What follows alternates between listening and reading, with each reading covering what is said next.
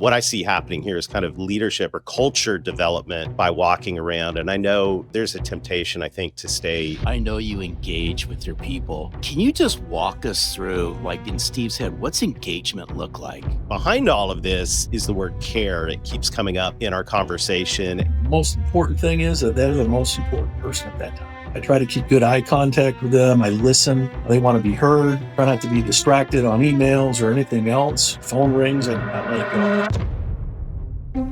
One way we could just talk about culture is a transfer of energy. We want our team to be energetic. We want them to be engaged. We're talking about the word care. And I think that is such a powerful word when it comes to culture. Would you literally pour yourself into people? Not only will they pour yourself back, right? In other words, they'll pour right back at you, but they take that out into the field and they pour that into their customers. I always felt that, leading by example, showing up means a lot more to people than dictating to them what you want them to do. These conversations so far are really, really good. They're tight. Everyone we talk to is bringing out a different aspect of culture.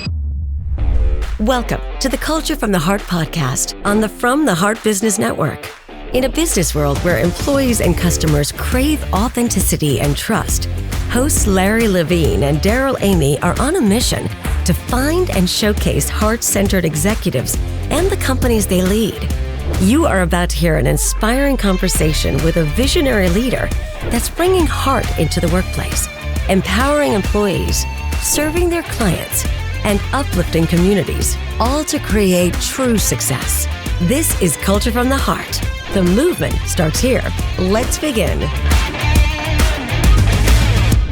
Welcome to Culture from the Heart. I'm your co-host, Darrell, here today with Larry Levine, and we're joined by Steve Preston.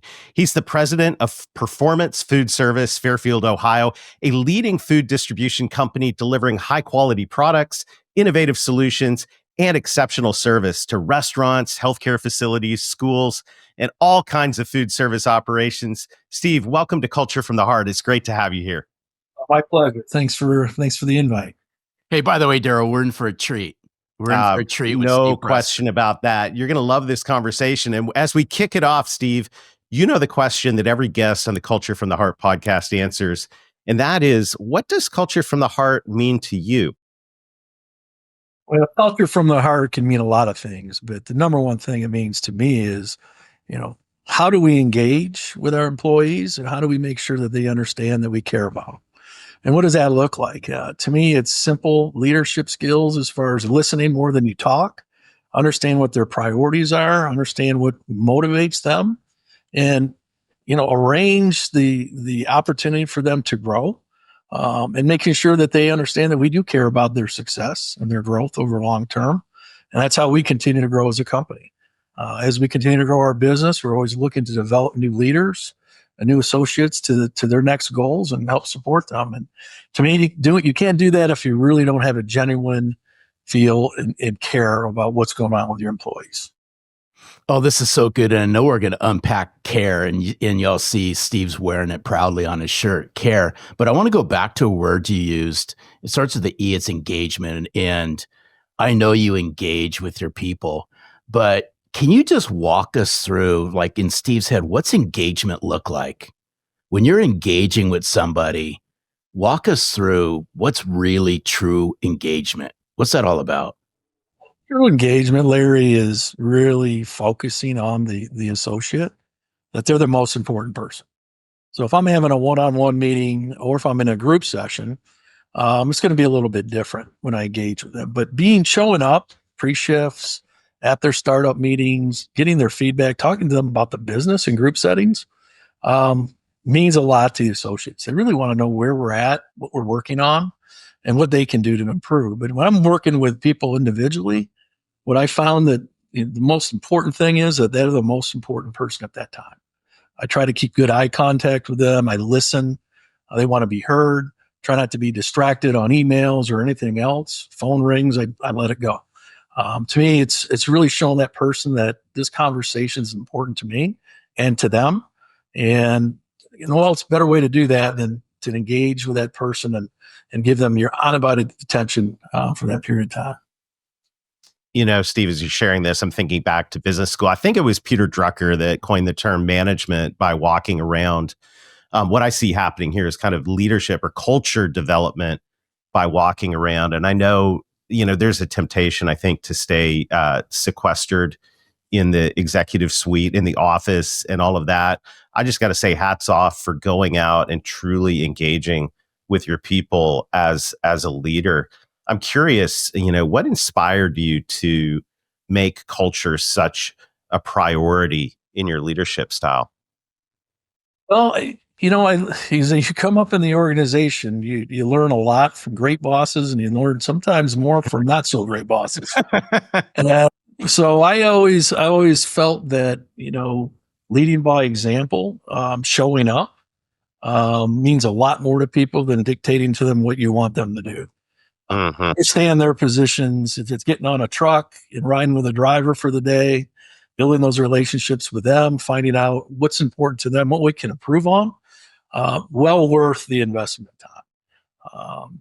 It's easy for us to stay here in the back and say this needs to be done and that needs to be done, but we really need to understand what are the obstacles that our associates run into. What's holding them back from breakout performance? Are we doing the right amount of training? We set them up to be successful. So I like to walk, as you say, manage by walking around. It's to see them in action, one. And then two, get to know them personally too, especially on Mondays. I'll do the rounds and, they've got activities with their children. We talk about the weather, the snowstorm, or whatever it was. It just kind of sets your leadership aside that you do generally care how things are going for them outside of work. And that's important. And as I was up and coming, I had a lot of bosses that didn't really care about that. And I found myself not as motivated as I had other great bosses that really were generally cared about being just not at work, but also outside of work. Try to take that leadership, and I think people respect you more when you show them that care. And then you go out of the way to also understand what they do every single day. Hey, you know what I like about this, and I've always said this, Steve, is when you pour into people, when you literally pour yourself into people, not only will they pour yourself back, right? In other words, they'll pour right back at you, but they take that out into the field and they pour that into their customers. And it all starts from the top it's all about give and rip. We've used this at Selling from the Heart. We're going to use it here in Culture from the Heart. It's all about giving a rip about your people. I applaud you for this. I really do. Well, Larry, I learned a long time ago, if your employees are happy at what they do, that's going to spill over to the customers, right? If our customers feel energized and important or involved and they know they're making a difference, the customers are going to feel that. And the same thing with our sales reps. If they get treated with respect in here and it's vice versa throughout the whole company, they're certainly going to pour those type of values when they're dealing with customers. Yeah, as you're saying that, I'm just thinking one way we could just talk about culture is a transfer of energy. And, we want our team to be energetic. We want them to be engaged. If we want our team to be engaged, boy, it sure makes sense that we engage with them, right? And that is so simple, but I love all of it. And behind all of this is the word care. It keeps coming up in our conversation. And what I'm so excited for our listeners to hear is how you have taken the word care and turned that into an acronym that guides the culture of the organization. So we're going to take a brief break to hear from our sponsors. And when we come back, Steve is going to unpack the word care and how that's impacting the culture at Performance Food Service in Fairfield, Ohio. At Culture from the Heart, we believe that great leaders put their people first, leading with empathy and purpose. That's why we're thrilled to partner with Learn It, a global leader in learning for over 30 years, to bring you an exclusive offer, 45 days of free, unlimited training for your team with a minimum of 5 participants. This isn't just about skills. It's about creating a culture where your people feel valued, supported, and empowered to grow. Did you know that 94% of employees are more likely to stay at companies that invest in their development? Culture from the Heart means giving your team the tools they need to thrive, not just for today, but for the future. Learn It's courses help your team master essential skills like communication, collaboration, and emotional intelligence. all foundations of a people-first workplace. It's about fostering resilience, connection, and growth. Don't wait. Visit learnit.com/culture to claim your 45 days of free training and start building a workplace where your people and your business can thrive. That's learnit.com/culture. Start enhancing your learning culture today. Thank you for listening to that quick break. Let's get back to the heart of this discussion. We've got Steve Preston in the studio, president of Performance Food Services in Fairfield, Ohio. And Steve, right before the break, we were talking about the word care. And I think that is such a powerful word when it comes to culture. But you've kind of taken this to the next level at your company. Unpack for all of us what the letters of the word care stand for and how that's rolling out inside your organization. Yeah, thank you, Darrell. Yes. So one of the things when I arrived here was trying to understand what do we stand for? What's our legacy? What's our mantra? Right? How do we want to treat each other? How do we want to treat our customers, our suppliers, et cetera? So we started down this path of trying to figure out what that would be. And over numerous meetings, different mantras came up, but the word care kept popping up in regular meetings. And I would hear the word used in a very positive manner. And then I also would sometimes hear it in a not so positive manner, i.e. this person really cared about this. They went above and beyond. They did something extra for our customer. Or we would hear, well, maybe they don't care as much as they should. And it started registering with me that this word care we use a lot, but what does it mean? How do we break it down and really live it in the values? So we spend many, many hours breaking it down, and there's numerous things you could come up with. But what really worked for us was 4 things of care, and that's communicate, awareness, responsibility, and energy. And communication, and we all know it's without it, you have no relationship. And how we communicate with each other internally, how we communicate externally, how do we communicate bad news? How do we communicate good news? And there's lots of different ways to communicate. And there's magical phrases that I'll give you an example of a couple things that really came to mind that we use as a team, and you'll hear it if you're in the building. And it's the kindness words, or I call magic phrases. And it's simple as, it was my pleasure. If somebody gives you a compliment, a lot of times in this world we hear, well, no problem. Well, of course, we know it's not a problem, right? Well, why are we saying no problem, right? And it's kind of a negative in a way, but it's used in a language, and not as a bad word, but hey, no problem, I'm happy to do it. But how about if we just switch that up and say it was my pleasure to provide that information for you?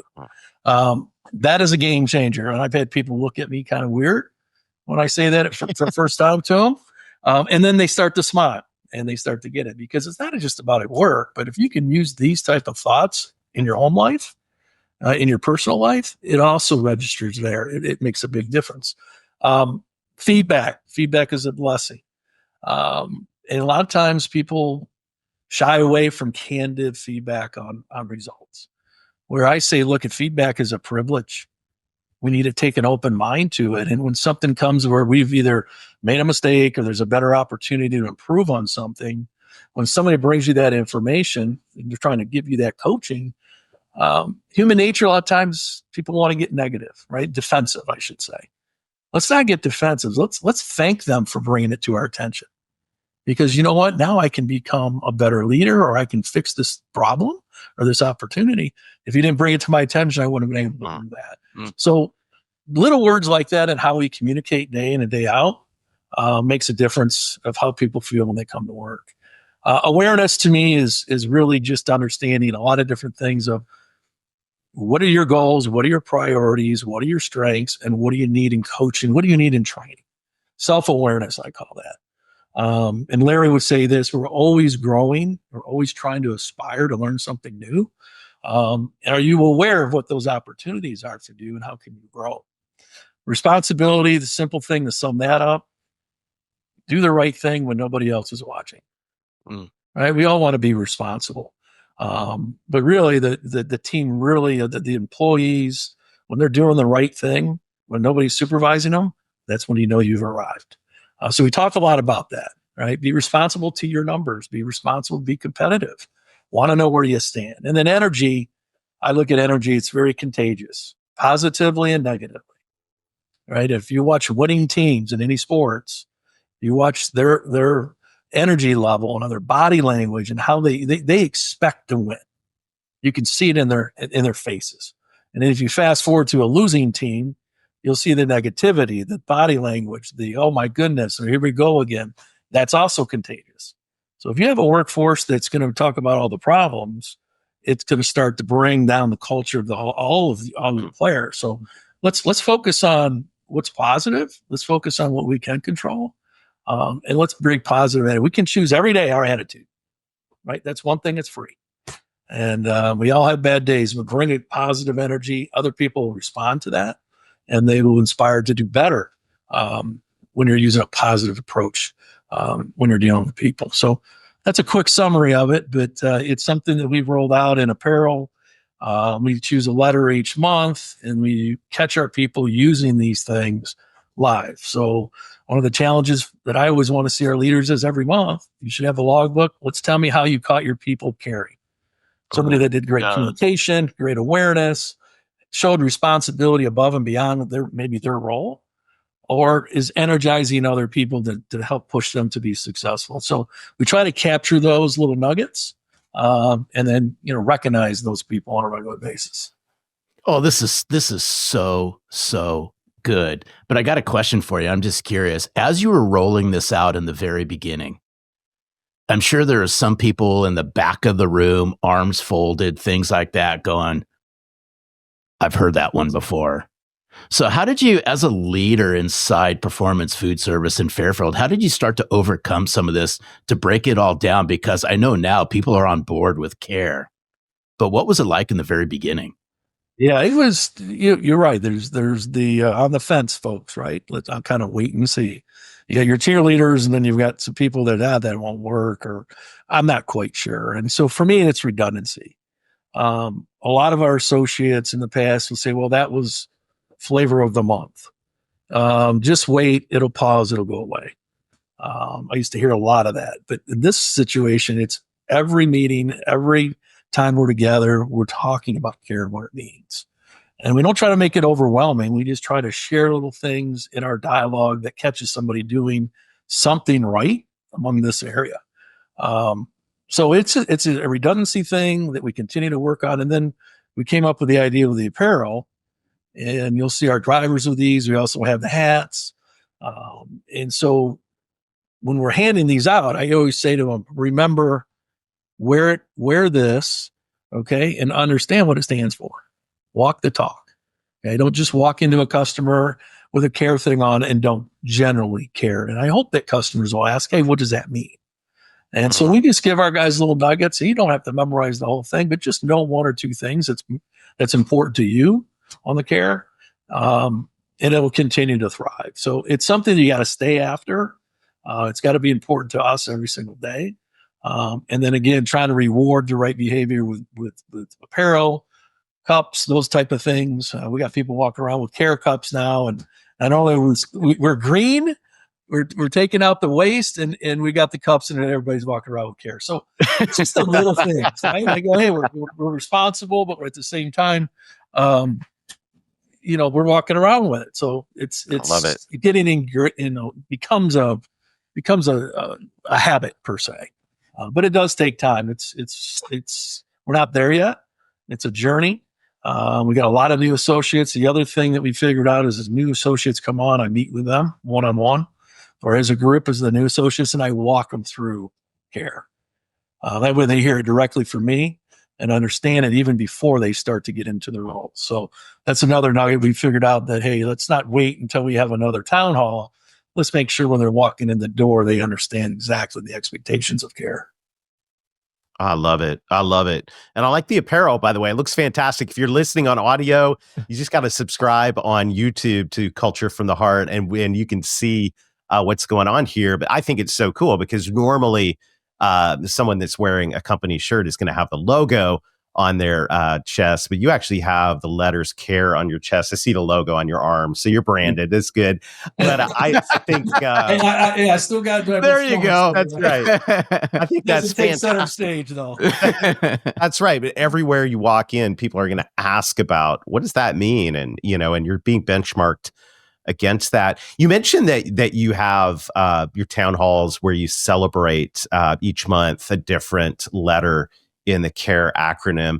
I'm wondering if you could share with us a story or two about how you recognize someone and what that looked like here in maybe one of your recent town halls. Yeah, absolutely. Day shift was a big one around awareness, and we've been really working hard to reduce damages in our shrink. And as we know, there's 24/7. There's forks in and out, a very busy warehouse. And we had an individual that went outside of their normal realm. They work in dry, but they were helping another associate in the cooler, and they found a pallet that was damaged. And so they took it upon themselves to bring it to the attention of the supervisors, even though it's not generally their area. That was a product that we were able to recoup and probably saved us about $2,000 or $3,000 if we wouldn't have brought that to our attention, because those boxes would have continued to get crushed. And at some point, they would have been just a complete write-off and a loss. So that's the kind of thing that we were trying to find, just one little nugget here and there where we catch somebody doing right. And again, that's the operations guys doing that, document it, and celebrate those wins.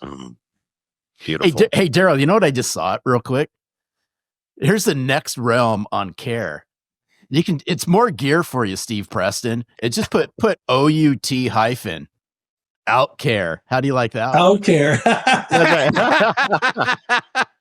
All right, there you go. That's the next phase, right? There you go.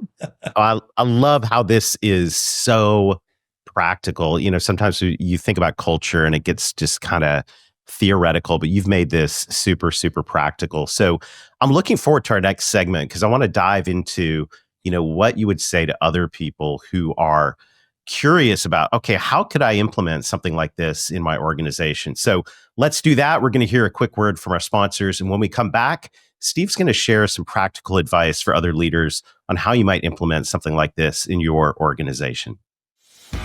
At Culture from the Heart, we know that hiring the right salespeople and leaders for your company is about more than just resumes. It's about finding individuals who have what it takes to succeed. That's why we're excited to offer candidate assessments from Selling from the Heart to help ensure you make great hiring decisions for your sales team. Based on data from surveys of over 2.2 million sales professionals and sales leaders, these assessments benchmark your candidates against the core skills of top-performing salespeople and leaders. You'll gain unparalleled insight into their potential, uncovering whether they have the mindset, abilities, and behaviors needed to thrive in your organization. It's not just about filling a role. It's about ensuring that every sales hire aligns with your culture and contributes to your success. Don't leave your next hire to chance. Visit sellingfromtheheart.net/hiring and discover how candidate assessments can help you build a winning team. Make your next hire with confidence because your business deserves the best. And we're back with Steve Preston. Let's dive into this concept of culture and a caring culture. And Steve, I love the stories you shared in the last segment of how this rolled out inside your company. And I'm curious, and other leaders are listening in thinking things like, how could we do something like this in our organization? How could this roll out? So what would you say to other leaders who are inspired by the story of what's going on at PFS Fairfield and thinking, I wonder if we could do something like this in our company? Yeah, thanks, Darrell. I would recommend first that understand from your whole leadership team what differentiates or what you want to differentiate yourself. It's so competitive out there, right? Especially in food distribution. At the end of the day, what's going to be your competitive advantage? And to me, I went right to culture, but to develop it, it was very important to me that it wasn't my idea, because I didn't know what we were going to come up with. All I know is I wanted to get feedback from my senior leadership team on what's important to them, What are they proud of? What motivates them in the past and in the future? And then we started to just plot out what those things were. And, again, then you'll start to just see little things will start to come to life as you'll start to feel like, hey, that word or this symbol means a lot to us, right? We can resonate with this. And that's how we started building it. It took multiple sessions, but the key to this was that my team was part of it. And we came to the solution of CARE together. We also were able to get some feedback from our sales leadership, other people internally, where we would just ask questions. When we started to come together and we started feeling, hey, this is the way we want to go, we wanted to test that and make sure that it was relevant for all associates. So we got a lot of good feedback and what they would think of this and that. And that's how it came together. So when we did roll it out, we were able to talk about, this isn't a Steve Preston thing, right? This is our company.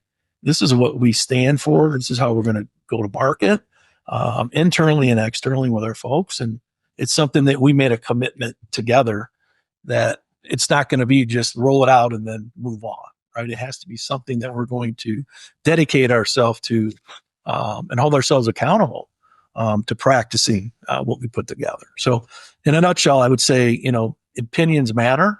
As much feedback as you can get, brainstorming on what you want to stand for and what that mantra can be for you. And you get a lot of great input from your team and they feel like, hey, this is mine, right? We all own it and we're all kind of walking in the same line together. So that would be my recommendation.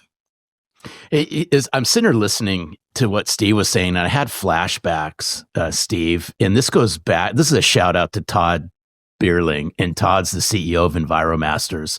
And he said this, and he said it so eloquently. He goes, the person in the chair is not the person with all the answers. And he leaned into his leadership team to find some of those answers. So I applaud you because you said Steve Preston's not the one with all the answers. You got your leadership team together to come up with all of this. So, hats off to you. But it was just a stroll down memory lane, Darrell. Thank you for allowing me to go take a stroll. Well, we also have a saying, we don't close too many new accounts or new customers sitting in our office. Don't remember getting any big contracts sitting in here looking at email. So, we got to be out supporting the sales and working together as a team. And that's really what CARE is all about. Yeah, I think that's great. You mentioned earlier in the last segment about how, it's so common inside companies as leaders, we come up with new ideas and we're leaders. We come up with ideas, we roll them out and everyone starts rolling their eyes, and thinking inside or maybe out loud, this too shall pass. But you have, and we've witnessed this, you've taken this CARE concept and it has become part of the culture. I can tell just from our interactions with you and people in your company that this is more than a t-shirt that people wear. So I would love it if you could give us some more insight and our listeners some more insight into how you keep something like this from being seen as the flavor of the month. Oh, Steve went to a meeting. Steve read a book. Steve had some bad Chinese food. And all of a sudden we're doing, couldn't sleep and we're doing something new. How do you navigate that inside the organization? Because people are thinking it, right? Yeah. I think we mentioned that, hey, I've seen this come and go and it will pass. And there's some of that, but how do you keep it alive? One, you walk the talk, right? And I love, you guys probably get tired. I know Larry probably gets tired every time we have a conversation or we're working on improving our sales organization. He's got to look at the same damn thing. He probably thinks, you wear that same shirt every day? Steve just washes it every day. Like 10 of them though. Okay. My wardrobe. That's good to know. And but it is, there's no magic here. Besides just living it every day. And what I do is the way I've been able to keep it alive is that I inspect what I expect. And I ask my leaders that every month, I want to see what you've learned from the past month around these values, right? And how are we recognizing the behavior that we want? It's easy in our business when we're having service issues or things aren't going right, is to focus on everything that's going wrong. Mm. And in food distribution, there's errors. I mean, there's errors per thousand that are acceptable. There's errors per thousand that aren't, but there's errors, and it's a not a perfect science. So that's one of the challenges that we're really trying to work on going forward. Is let's spend as much time on the things that we're doing right as we are on the things that we need to improve on, because we need to celebrate more. We were just talking about this. We were looking at our service excellence numbers, and they've got significantly better. One of the better improvements in the company over the last 3 months. And we need to celebrate that. We still got a long ways to go because we aspire to be top 10. But at some point, you got to take a little break and recognize that we've come a long way. So same thing with CARE. We continuously to try to, focus on a different letter. So it's just not the CARE in general. Let's just really talk about responsibility. Let's focus on that. And then it pretty much now starts to become a regular language. We still got opportunities with our magical phrases, but it is. And it's one of those things where you have to be committed from the top down that it's going to be important today and it's going to be important in 6 months from now. Not easy to do, but we work on it every day. Oh, this is so good. So, okay, Steve, you're in the hot seat on this one because I'm pulling a question out of right field on this one, but I know Steve Preston can handle it. You're not in the room. Everybody else is in the room at PFS Fairfield, from your director of sales all the way down to your district sales managers, your AMs, ops, everyone's sitting in the room but Steve Preston. What words would these people be talking about when it comes to Steve Preston? What would you hope they would be saying? You're not in there. I'm throwing you on the hot seat because I know you can handle it. Yeah, but develop this culture. Now you're not in the room. What are they saying about Steve Preston? I think they generally would say that Steve's the type of guy that puts others before him. My main objective here is if I help every one of my associates, my staff, their teams meet their goals, I'm going to meet mine. No different than a customer. We go out and, we want to understand what keeps them up at night. What are their business needs and how can we partner with them to achieve those goals? So if we achieve their goals, you're automatically going to benefit from it because the trust is going to go up and they're going to want to give you more business. And I think they would say that I generally have their backs. I want to support them in their development. I'm also a guy that'll jump in the car or jump on a truck and very engaged and involved. And I think they would also say that that's different. Some would say I'm too involved, but I would beg to differ that knowing what's going on in the warehouse, what's going on in the field, how our customers really feel is important. And sometimes I don't want to be told that. I want to see it myself. And so, it. I mean, that to me is, I think those words, they probably would say I'm a little demanding as well. But can't be perfect at everything. Right? I love it. Well, Steve, thank you so much for sharing all of this today on behalf of our listeners. You can tell that you are truly someone who's built a culture from the heart, and it's been like a masterclass here today having this conversation. So thank you, and we're cheering you on. No, it's been my pleasure. Thanks for having me. Awesome. We'll talk to you soon. Hey, what a great conversation. I mean, this was a great conversation, and the whole acronym is fitting. Hey, by the way, Darrell, I have a CARE shirt. I'm just letting you know. I'm a little jealous, Larry. I'm a little jealous. I think I might know where I can get you one. Yeah, absolutely. I think as simple as that is, the shirts, every time I've seen Steve, he's got that shirt on. It's consistent. That he's, as he's out with his people in the field or in the warehouse, as he talked about, that this is a topic of conversation all the time. And so I think what he has built and what is being built inside the company by really rallying around these core values is just brilliant and simple and profound at the same time. And I've seen the effects of it. I think what Steve's come up with is incredible. Absolutely. And here's what I'd ask everyone to think about. take our conversation today and just take the acronym CARE, break that down inside your organization. What does that really mean? And implement it. Bring your leadership team together. Talk about it. What do we stand for? Because we do know this, Darrell. These small little changes that you can make inside your company create massive ripples that cascade out into the marketplace that affect how you interact with your customers. And by the way, if you're listening and you go, what was CARE again? The good news is our team puts together leader guides on every episode of the podcast. So you'll find it in the show notes right below your podcast listening device. Just scroll down. It'll take you to culturefromtheheart.com, and you can download leader guides and you'll get the notes from this episode, and you can get the notes from every episode. We're committed here at Culture from the Heart to finding and featuring heart-centered cultures and their leaders all over the country. If you know someone who'd be a good fit, we'd love to hear from you. Go to Culture from the Heart, nominate them. Thank you for joining us today on Culture from the Heart. Until next time, lead with your heart and watch your culture thrive. Thank you for joining us on this journey to discover heart-centered leaders shaping extraordinary company cultures. To access a leader guide with notes from this week's episode, simply click the link in the show notes or visit us at www.culturefromtheheart.com. Do you know a CEO who's built a culture from the heart? We'd love to hear their story. Head over to www.culturefromtheheart.com and click the Nominate Your CEO button. Until next time, remember, great cultures start with the heart.